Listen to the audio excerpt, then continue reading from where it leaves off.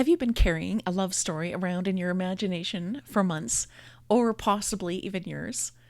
Maybe you can already picture the charming little town, and you know there's a heroine who is starting over, and perhaps there's a hero that she absolutely does not plan on falling in love with. Maybe there's a cozy coffee shop, a family business that needs saving, a Christmas festival, an unexpected inheritance, or a beautiful old house that somehow brings these two people together. And somewhere in your imagination, you can already see that final scene, the moment when your hero and heroine finally choose each other. You've dreamed about writing that story, but every time you sit down to actually turn that dream into a novel, you think, where do I even start? If that sounds like you, this video is for you. Because today I want to show you how to stop simply dreaming about your romance and take your first steps towards finally writing it. In case we haven't met, I'm Lorna Faith, and if you're a beginning or a struggling writer who dreams of writing heartfelt and wholesome romance stories, you're in the right place. I have a question for you. How long have you been telling yourself that someday you're going to write your novel? Someday you're going to have more time. Someday when you understand plotting better. Someday when you know your characters well enough. Someday when you finally feel like a real writer, then you'll get started. But there's something that I really want you to remember. You don't have to know how to write the entire novel before you begin to write the first piece of it. And that's important to remember, because this is where many first-time writers get overwhelmed. I know I did. Because suddenly you're not thinking just about one story idea. Suddenly your mind is racing and you're thinking, I have to write 80,000 words. I have to write 40 chapters. I have to write all these character arcs and plot twists and romantic tension and subplots and backstory. And oh my, there's editing at the end of it. And before you have even written chapter 1, you're already exhausted. So today, I hope that I can help make this much simpler. In this video, I would like to walk you through 7 simple steps that can help you to take that wholesome love story idea that you've been carrying around in your imagination and turning it into an actual novel. Not someday, but right now. And if you can't wait to begin to write your sweet romance book, join my course today for first-time and struggling writers and start writing that Hallmark-Style sweet romance by following a simple step-by-step roadmap. You'll find the link below this video. Now let's talk about those 7 simple steps that can help you take that love story that you've been carrying around in your imagination and begin turning it into a real novel. Step number 1. Start with the feeling that you want your reader to experience. Before you worry about chapters or scenes, you can start somewhere much simpler. Ask yourself this important question. How do I want my reader to feel when they finished reading this story? Sweet romance novels aren't only about two people falling in love. It's about the emotional experience of watching two people become brave enough to love. Maybe you want your story to feel cozy, hopeful, heartwarming, wholesome, funny, tender, nostalgic, comforting. Or maybe your story is focused on second chances and forgiveness, redemption, coming home, finding family, learning to trust again, starting over again after loss. Your reader isn't simply coming to your book to find out whether the hero and the heroine get together. In a sweet romance novel, your readers already expect the happily ever after. They're really reading because they want to experience the emotional journey that gets your couple to the end, where they finally fall in love. So before you write anything else, I encourage you to finish this sentence. I want my reader to close the book that I write feeling blank. And then you answer that question. Maybe your answer is, I want her to believe that it's never too late for a second chance. Or, I want her to believe that she's spent a weekend in a cozy seaside town with people that she really wishes were her friends. And that emotional promise can become your compass for your entire story. Step number 2, find the simple story spark. That is your story. So let's take that feeling and give it a story. You don't need a complicated 10-page synopsis. You just need a story spark. So try answering these questions. Who is your heroine? Who is your hero? And what is it that brings them together? That's it. Let's use my story example of Jack and Emily. Emily is a widowed mom who comes to the small seaside town of Angel's Cove with her young daughter, hoping to begin again. Jack is a former Navy SEAL who has returned home carrying grief and guilt from his past. And circumstances keep bringing these two people together. So already we have the beginnings of a romance. We don't need to know every scene yet. We just simply need to know, who are these two people and why is life putting them in each other's path? Your story spark might be a woman inherits her grandmother's Christmas tree farm and discovers the man managing it is her high school sweetheart. Or a struggling bakery owner is forced to work with the businessman who plans to redevelop her downtown neighborhood.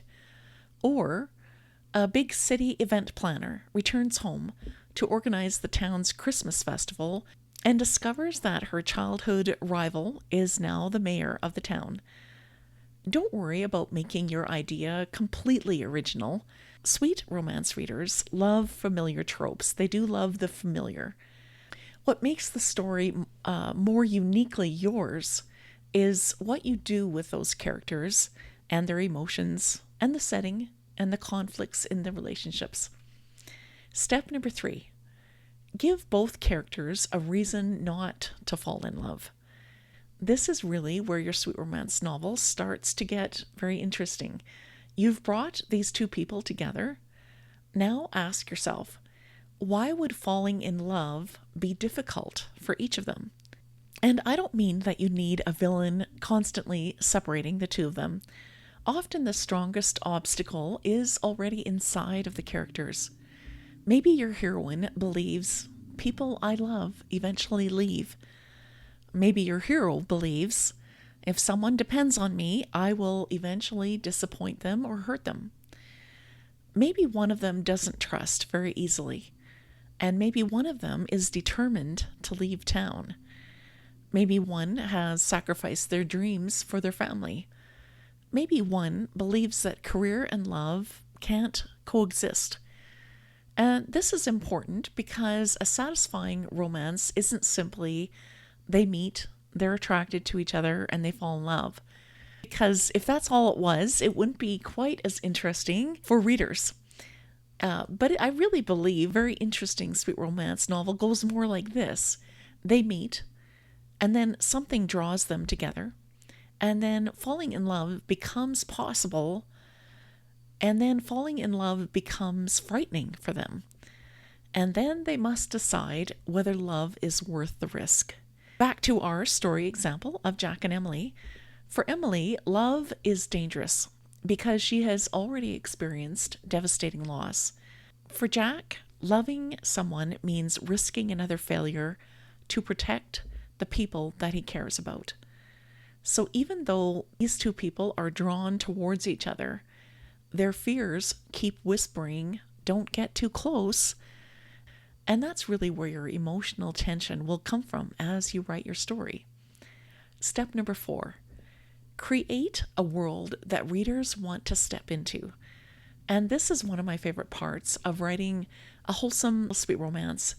Ask yourself this question: where would I love to spend the next few hours as a reader? Maybe it's a seaside town, or maybe it's a mountain village, or a family vineyard, or a Christmas tree farm, or a lakeside resort, or a small town bakery, or an apple orchard, or perhaps a historic inn. And here is really the secret. Setting isn't just scenery. Setting creates opportunities for your characters to interact. Give your town a feel-good gathering place. Maybe everybody goes to the same coffee shop every morning. Create traditions in your small town. Maybe there's an annual lantern festival on the beach. Create community characters. Maybe the nosy aunt who wants to know everybody's business, or the matchmaking grandmother, the best friend who sees the romance coming along even before the heroine does, or the cafe owner who somehow knows everybody else's business. And then create the little sensory details that you really want to have in your story setting. The bell above the bakery door, the smell of cinnamon rolls early in the morning, Christmas lights wrapped around old-fashioned street lamps, waves crashing beyond the boardwalk. Your goal isn't merely to make readers think, that's a pretty town. You really want them to start thinking, I wish this place was real. This would be some place that I would love to live. And if they're saying that, you know they're hooked on your story setting. Step number 5. Don't plot the whole book yet. Find 5 moments. This is where I'm going to try to take some pressure off of you as the writer. If plotting an entire novel feels overwhelming, don't start with 40 chapters. Instead, start with 5 moments. Moment 1. What does life look like before these two people meet? Show us what's really missing emotionally. Moment 2. How do they meet? Give us an encounter that creates curiosity, friction, attraction, or all 3. Moment 3. What brings them closer together? Put them in situations where they begin seeing beneath each other's defenses. Moment 4. What makes love feel too risky for both your hero and your heroine? Something happens that activates their deepest fears. What is that? Moment number 5. Why do they choose love anyway? And this really becomes the emotional payoff. So notice what we have just done. We haven't outlined 70,000 words. We've simply placed 5 stepping stones across the river. And now you have somewhere to go. And once those 5 moments exist, you can begin to ask, what would need to happen between moment 1 and moment 2, and then between moment 2 and 3? And suddenly, you're no longer trying to invent an entire novel, but you're just connecting dots from one story to the next. Step number 6. Write one scene instead of trying to write an entire novel. This might be one of the most important things I tell you in this video. I encourage you to stop sitting down to write a novel. A novel is huge. Instead, sit down to write one scene. Today, your job might simply to be your story of your heroine walking into the coffee shop for the first time, for example. And tomorrow you might write the hero is finally noticing the heroine. And maybe the next day after that, maybe you're going to write about their first awkward conversation. And that's something that's really doable. Here is something else that, at least when I first started writing, I needed permission to do this. And maybe you do too. Your first scene doesn't have to be good. It just needs to exist on paper. Because you can revise a messy scene, and you can deepen a shallow scene, and you can improve dialogue, and you can add the sensory details, and you can fix the pacing. But you can't revise a blank page where there's no words written on it. Your first draft isn't your performance. It's where you discover your story. So I want to encourage you to give yourself permission to write imperfectly. That is something that I had to give myself permission to do because I did really think of it as a performance that I needed to write perfectly. But I learned this is what revising is for. And so your first draft really is just getting the words onto the page. And so I encourage you just to get it onto the page today. Step number 7, give yourself a small finish line. One of the reasons that beginning writers quit is because their only finish line is finish my novel. And sometimes that can seem like too big of a goal. It can feel like it's too far away. Instead, I want to encourage you to create smaller finish lines. For instance, this week, I'm going to write my story premise. Maybe next week, I will create my hero and my heroine. And then after that, I'm going to choose 5 major romance moments. And then I will write my opening scene. And then after that, I will write 500 words 3 times this week. And each little finish line gives you evidence that tells you I'm not just dreaming about writing a book anymore. I'm really, truly writing one. And that shift really matters mentally, because once you begin, you start to feel more like a writer. And I just know this from experience, because I never thought of myself as a real writer, but then I started to write, and it made me feel like, well, I am writing every day, so maybe I am a writer. And these are the kinds of thoughts that I had. And so I want to encourage you just to take those small steps every week, because you will find that even mentally, you'll start to believe that you can do this. And that shift, I believe, really matters. Because your goal isn't to become the writer who waits until they are completely ready. Your goal is to become the writer who knows what the next small step is and who takes it. Here's some tips on what to do when you get stuck. And let's face it, you probably will get stuck. Most writers that I've talked to do get stuck at one point or another in their story. You know, you might reach a scene and think, I have absolutely no idea what happens next. And when that happens, don't immediately assume that your story is broken. Instead, I want to encourage you to ask these 3 questions about your story. What does my heroine want right now? What does my hero want right now? And what could happen in this scene that moves them either closer together or farther apart? And the last question is especially helpful in a sweet romance, because almost every meaningful romance scene should change the relationship somehow. Maybe they trust each other a little more. Maybe their attraction to each other is growing. Maybe one character reveals something vulnerable. Maybe they misunderstand each other's motives. Maybe one of them begins to hope that love could actually be possible. Or maybe fear makes one of them start to pull away. The relationship between them shouldn't stay emotionally frozen. Something needs to change. And that change is really what gives you your next scene. So here's a simple starting plan. If you've been dreaming about writing a sweet romance, but haven't known where to begin, here's what I want to encourage you to do. Don't try to figure out your entire novel today. Instead, choose that emotional feeling that you want your story to leave behind for your readers.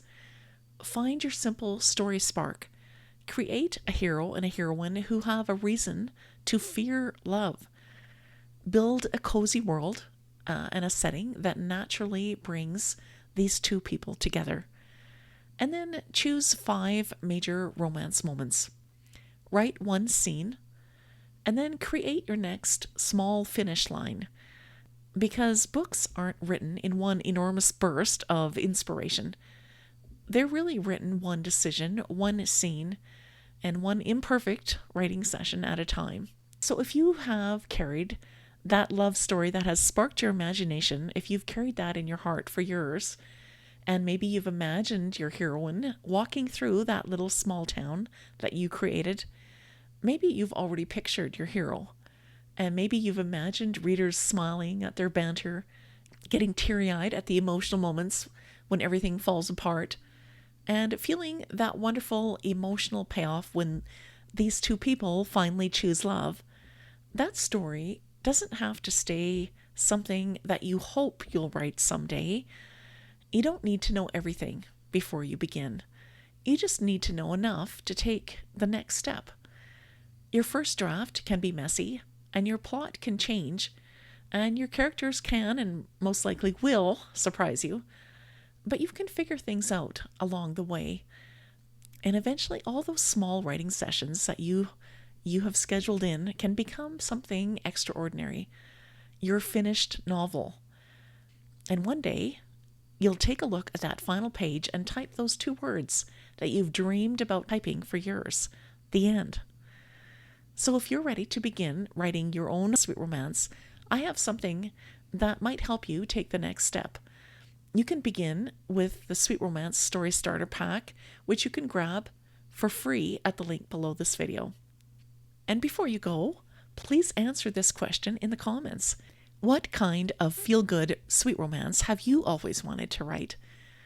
Is it a small-town romance, second chance, friends to lovers, Christmas romance, enemies to lovers, a seaside romance? I'd love to hear your story idea in the comments below. And remember, you don't have to write the whole love story today.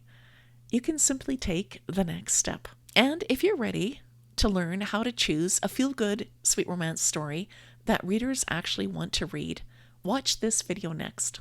I'll see you there.